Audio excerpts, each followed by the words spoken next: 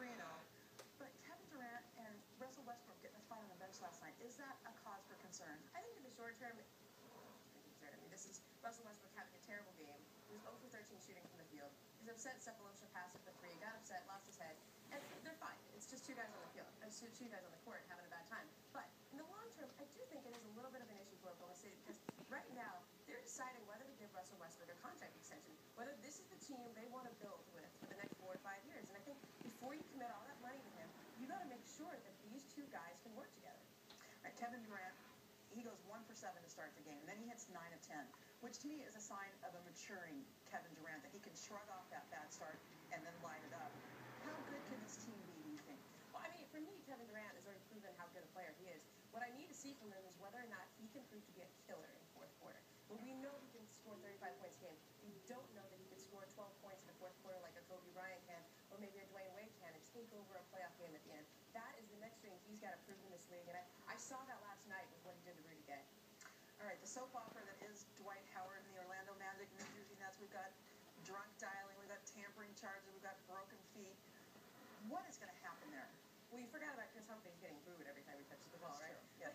This game tonight, this is going to be just beyond awkward. And I think what happens with Dwight Howard in Orlando is, I don't know that they actually trade him. I know that sounds crazy to say, but for me, I've always thought that the Orlando Magic might be more comfortable letting Dwight Howard leave as a free agent, let the fans be mad at Dwight, just like they were mad at Shaq, and see if maybe at the end of the day you can convince him to stay. I think that might be the play here because they clearly aren't motivated to trade him now. They're less motivated after Brook Lopez broke his foot. I wouldn't be surprised if they play this whole thing out. Can they convince him to stay? Is that an option? Yeah, they can convince him to stay, but they got to go get someone. I think if you can convince Darren Williams to come down and play with him, if you can convince him that, hey, we're going to keep adding to this team, we're not going to keep signing terrible contracts, we're not going to take on contracts like Gilbert Arenas or Hedo Turkoglu. I think that's what Dwight wants to see, but I think it's a terrible decision if they end up going that direction because they really do need to get something for him. He will leave.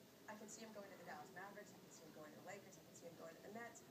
I think they'd be silly to play it that way, but they might just do that because at the end of the day, it's what your fans can swallow, and it's a lot easier to swallow a guy leaving you just like Shaq did, rather than your team trading him away. All right, the other soap opera to be played out this weekend, Broncos and the Chiefs, two teams that want to win desperately for different reasons. How does the Tim Tebow, Kyle Orton drama play out? I know that everyone's making this about Kyle Orton, right? You're asking Tim Tebow questions all week about it, but for me, this is a lot about Romeo Crennel and what the Kansas City Chiefs was trying to save his job. Exactly. Yeah. I mean, they played their butts up for him a couple weeks ago against the Patriots. They clearly like this guy. Kyle Orton just got there, right? I mean, he's still settling in with this new team. They don't have that much allegiance to him. They like Romeo Crennel, and I think they would like him to be their next coach. I wouldn't be surprised at all if Kansas City gets it together and pulls this victory off. If Tim Tebow wins and the Broncos get in the playoffs, what is going to happen to Tebow leaving it? I can't even say that it'll get bigger than it is because it already is too big. But I honestly think that I'm not convinced that they're going to get in. And if they do, I don't see them going anywhere in the playoffs because as good a defense as they have, the AFC is loaded this year, and I don't see that as being a team that can go too far in the playoffs. Robert Griffin III has been a joy to watch this season. He is so talented. He's articulate. He's humble. He's everything you'd want in a college quarterback. But should he take his talents to the next level? 100%. We all know he should. I mean, 2 months ago, he was a second or third round draft pick. He played himself into being probably the second quarterback taken overall behind Andrew Luck. And I don't think your draft stock gets any higher. Baylor went 9-3 this year. Probably going to beat Washington in the Alamo Bowl tonight. Go get paid. Go get your money. You have nothing more to accomplish at the college level. What kind of pro will he be? What does he need to do? Where does he need to improve his game?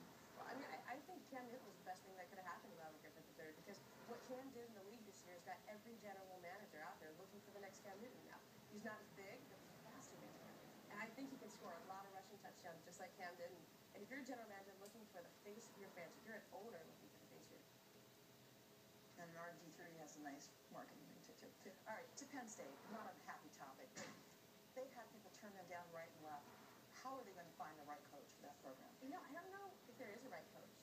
This is a job that you have to have some special reasons for wanting this job. So to me, you can get one of 3 types of coaches. You can get a young coach with something to prove. You can get an old guy who wants to be a caretaker, who sees the nobility in sort of being a caretaker for the next couple of years. Or you can get a mercenary, maybe like Eric Mangini, who has something to prove and just needs a job right now. Either way, I don't know which of those 3 categories are the right guy because this job is a no-win situation for the next couple of years. couple of years. Definitely a tough place to step into. How do you be that guy that resurrects a program and instills faith and confidence in them again? I think what you do is you don't make it about you. It's not about the coach. It's about Penn State and restoring what went wrong there. I think it's about making things go right where everything went wrong. All right, thanks, Ramona. All right, when we come back, you'll get my final bird.